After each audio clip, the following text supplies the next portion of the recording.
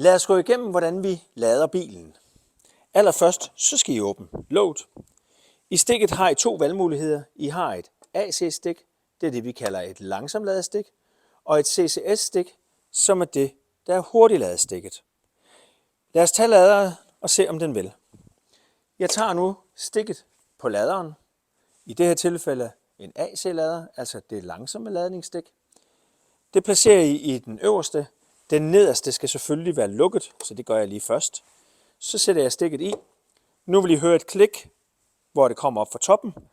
Så har den låst stikket, og I sikrer jer, at det sidder rigtigt. Over på ladestanderen tager I nu jeres brik og putter brikken på ladestanderen. Når I gør det, så vil ladestanderen lige i kvarter enten lige ved at lyse grøn, typisk, eller den vil bip. Det er individuelt fra stik til stik, når I kommer ud. Måden I kan kontrollere på, at bilen også lader, det gøres ved at stikket herinde, den lyser grøn.